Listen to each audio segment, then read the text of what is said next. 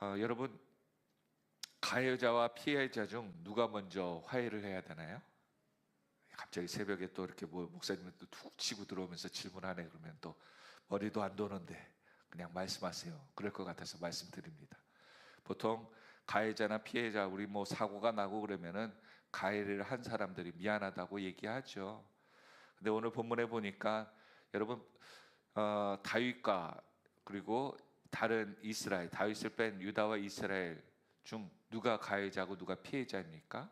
누가 피해자예요? 다윗이 피해자죠. 지금 압살롬의 모든 나라가 지파들이 서가지고 다윗을 죽이겠다고 했고 다윗은 도망 다녔지 않습니까? 다윗이 피해자입니다. 그리고 나머지 12지파가 다 가해자였습니다. 여러분, 압살롬이 어디서 왕이라고 선포하였어요? 헤브론이라는 곳에서 했습니다. 기억 안 나시겠죠? 감사합니다. 기억 안 나는 게 또 새로운 설교를 하는 느낌이 들었어요. 헤브론은 유다의 지파에 유다에 온 사람들의 핵심 인물들이 거기에 다 몰려 있었습니다. 그리고 이스라엘에서 2년 반 정도 그 성문에서 사람들의 마음을 얻었고 헤브론의 유다 지파에, 그러니까 지금 압살롬의 핵심 주동 세력들, 압살롬의 뒷배는 유다 지파였습니다. 그런데 그리고 이후에 압살롬이 온 지파들에게 공문을 돌려서 나를 따르라 하면서 전쟁이 시작된 것을 우리가 알고 있죠. 그러기에 다윗의 편은 정말 아무런 지파가 없다라고 해도 무방했습니다. 그러니까 다윗을 따르던 병사와 측근들, 다윗의 마음에 감동된 사람, 소수의 사람들이 다윗을 따랐던 것이죠. 그러니까 이제 압살롬의 반역이 진압되고 다윗이 다시 왕으로 돌아올 때 무엇이 핵심이겠습니까? 이제 사람들 가운데 누가 반역자냐, 반역자의 편에 서느냐, 누가 공신이냐, 이 문제가 이제 왕이 자기의 자리를 차지하는 그 이후에 이제 누가 상금을 받을 거냐에 대한 상급의 문제가, 또 죄에 대한 재판의 문제가 걸려 있죠. 그러니까 다윗이 압살롬이 죽은 후에 왜 이스라엘 사람들이, 온 유다 사람들이 다윗을 예루살렘으로 모시지 않았는가? 이유를 여러분 이제 추측하실 수 있을 겁니다. 왕이 오면 우리는 죽었다. 우리는 이제 큰일 났다. 이러니까 모셔와야 돼? 아니면 어떻게 해야 돼? 새로운 왕을 세워야 돼. 왕이 오면 분명히 보복할 텐데 뒤끝이 든 다윗, 지금 이 문제가 여러 지파들 가운데 이슈가 되었을 때 다윗이 유다 지파의 장로들에게 너희들 뭐 기다리느냐? 빨리 나를 왕으로 불러라 라고 얘기했고, 유다 지파는 얼싸좋다 하면서 온 유다 사람들이 와서 다윗을 모셔드리는 그 퍼포먼스가 있는 가운데 있습니다.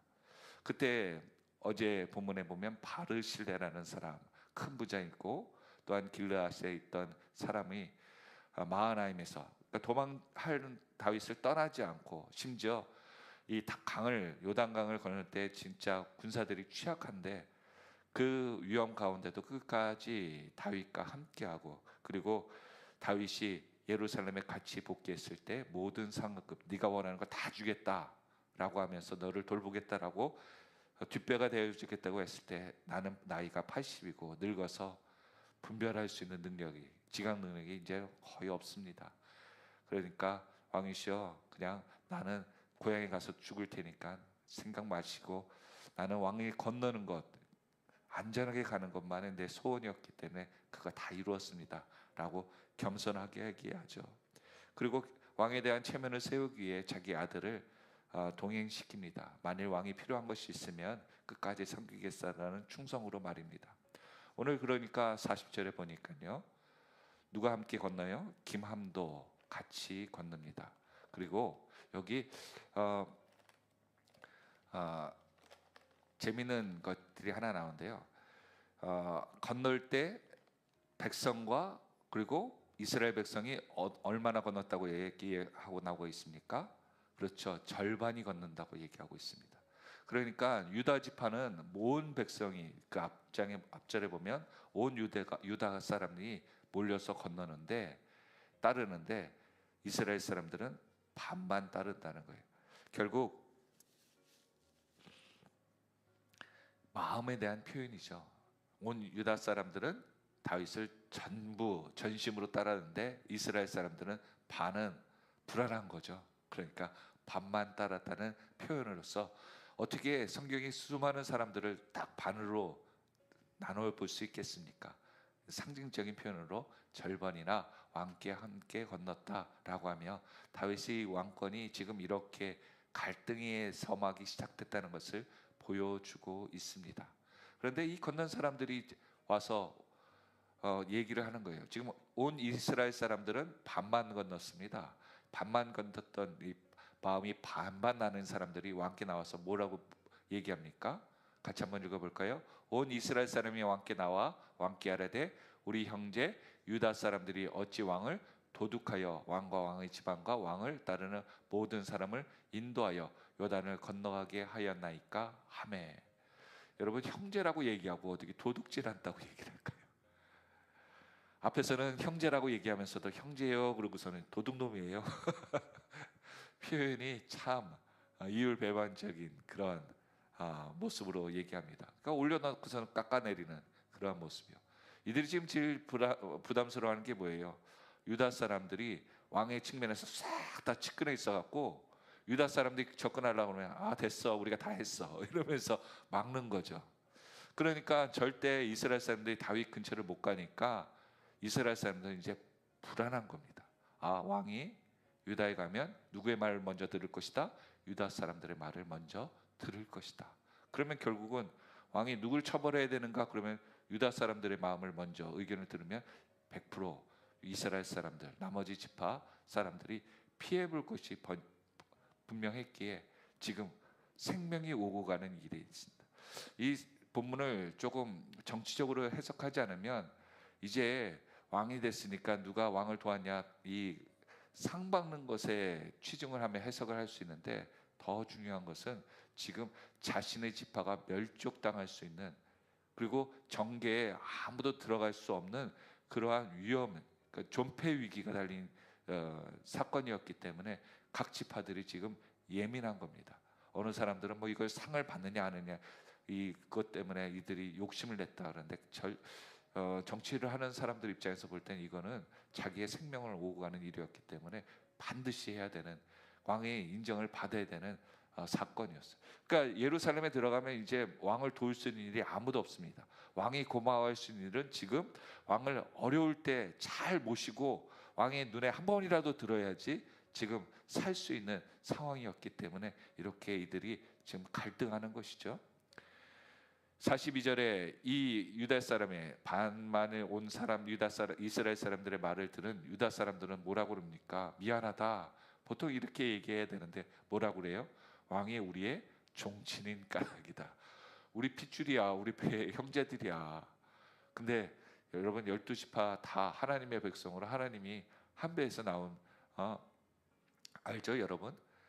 이스라엘의 지파입니다. 그러니까 형제가 아닌 사람이 없어요. 근데 종친인 까닭이라면서 거기서 또 종친까지 내밀면서 아주 쫀쫀하게 얘기합니다. 그러면서 또 한마디 더 하죠. 지질 않습니다. 왕이 우리에게 뭐 해준 것, 우리가 얻어먹은 거 하나도, 뇌물 먹은 것도 없고 우리가 선물로 받은 것도 하나도 없다. 우리는 자원해서 하는 거야 라고 하면서 꼬장꼬장하게 얘기합니다. 그러자 이스라엘 사람들 이렇게 반응해? 그러면서 뭐라고 얘기합니까?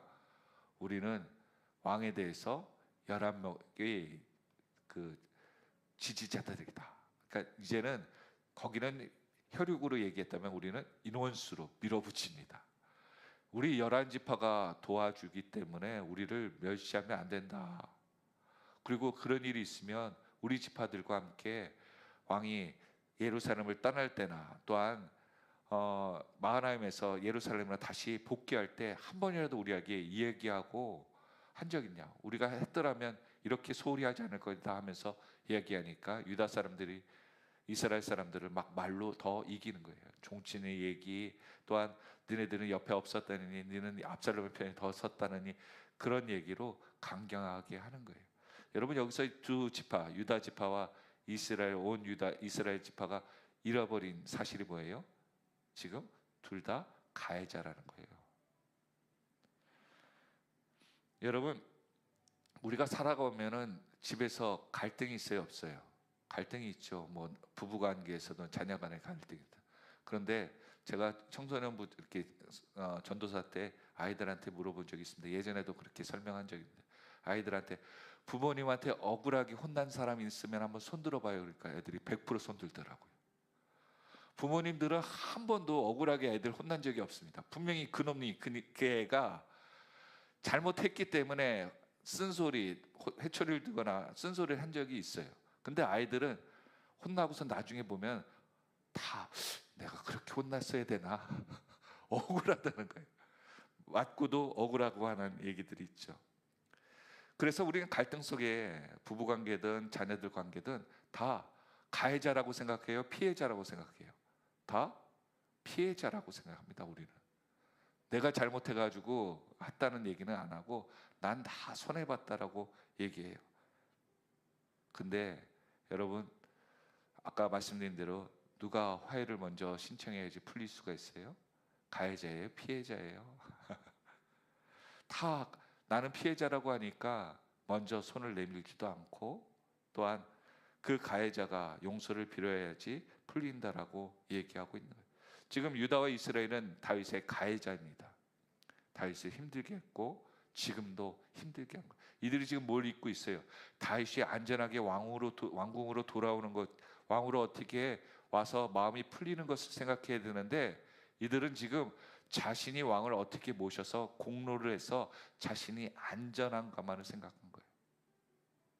오늘 저와 여러분의 삶 가운데도 하나님 앞에서 우리가 나갈 때 하나님의 우리의 기도의 응답의 이유가 뭐예요? 내가 많은 것들을 헌물을 하고 하나님의 예배를 지키고 하나님 앞에 헌신한 것 때문에 오늘 유다와 이스라엘 가운데 내가 왕을 어떻게 섬겼는지를 아시지요? 라고 하는 그것 때문에 내 기도와 내 삶이 응답받기를 원하고 있습니까? 이 모습은요, 이전에 시므이와 같은 모습이라고 해요. 시므이는 다윗이 도망갈 때 비방했어요. 너는 사울의 지파에 망하게 하는 원흉이다라고 하면서 그렇게 저주를 끝까지 하고 먼지를 하고 막 사람들에게 엉망으로 했죠. 근데 그가 다윗이 왕으로 다시 들어오는 순간 제일 먼저 와가지고 자신의 지파 사람들과 와서, 베냐민의 지파 사람들과 와서 그가 용서해달라고, 자기의 잘못에 대해서 회개는 하나도 하지 않고 용서해달라고, 잊어버려달라고 그렇게 얘기했다. 지금 유다 이스라엘 똑같은 거 아닙니까? 왕을 어떻게 모시고 왕을 접대하는 것만 생각하지 자신이 왕을 어떻게 반역했다는 것에 대한 회개 내용은 1도 없다는 것입니다. 오늘 우리의 삶 가운데 회복은 어디서 있습니까? 자신의 죄를 보는 데부터 있어요. 갈등의 해결이요, 누가 용서를 먼저 구하냐가 관건이 아니고 자신의 죄를 먼저 볼 수 있어야지 회개가, 용서가 시작되더라고요. 이렇게 갈등이 심하다 보니까, 또한 핵심을 잃어버리니까 어떤 일이 벌어지니까 20장 1절에 보니까 마침 거기 불량배 하나가 있으니, 마침이란 단어가 딱 나오는 거예요. 여러분, 사단은요 기가 막힙니다. 귀신 같아요. 어떻게 갈등이 있으면요 항상 그래요. 그래서 갈등이 있으면 뭐라고 그래요? 누가 이렇게 가족 간에 싸워버리면 자녀들도 부모님과의 어떤 갈등이 있으면 집을 확 나가버리잖아요. 하면 안 되는 짓을 꼭 이 싸움과 갈등 속에 최악의 선택을, 그래? 그러면 내 마음대로 할래. 이런 것들이 사단이 우리의 삶 가운데, 갈등 가운데 타고드는 거예요. 지금 유다와 이스라엘이 왕의 공로, 왕의 사랑, 왕에게 대한 인정을 받고자 하는 그 갈등이 서로 삐걱거리고 있으니까 마침 거기에 불량배 하나, 우리는 사단으로 보여지는 그 이름이 셰바입니다. 셰바. 그 사람이 누구 사람이에요? 베냐민 사람. 베냐민 출신의 왕은 누구예요? 사울 왕입니다. 그러니까 이 베냐민 사람이라고 나왔을 때는 지금 다윗에게는 베냐민 사람이 뭐가 있어요? 그러면 마음이 쿵 떨어지는 거예요. 사울 지파의 사람들이 또 뭐 일쳤대? 그런데 아니나 다를까 거기에서 불량배 하나, 막 이 불량배라면 여러분 생각하면은 뭐 우락부락하거나 힘 있는 그런 사람들 아니겠습니까? 그런 사람이 리더십을 가진 사람이겠죠. 악한 리더십. 그 사람이 뭘 얘기해요? 다윗과 우리는 이 땅에 대한 것들을 나누지 않겠다. 우리의 사울에 대한 혈육에 대한 왕에 대한 정통성을 인정해 보겠다. 막 이런 분위기로 사람들에게 나온 것 같습니다. 그래서 이스라엘 사람들아 각각 장막으로 돌아가라. 여러분 베냐민 지파가 수가 많지가 않습니다. 그런데 그 사람들의 리더십이 얼마나 강한지 이스라엘 사람들이 그 말 한마디를 듣고 그 수많은 사람들이 각각 자기의 장막으로 돌아갔다라고 해요. 2절에 안타까운 사실이 나오죠. 이에 온 이스라엘 사람들이 다윗 따르기를 그쳤다. 그러니까 이거 완전히 빌미가 되고 반역이 시작된 거죠. 그리고 유다 사람들은 오히려 다윗 왕과 합하여 요단에서 예루살렘까지 끝까지 따르니라라고 하는 말씀이 나옵니다. 여러분 우리의 삶 가운데 누가 피해자고 가해자입니까?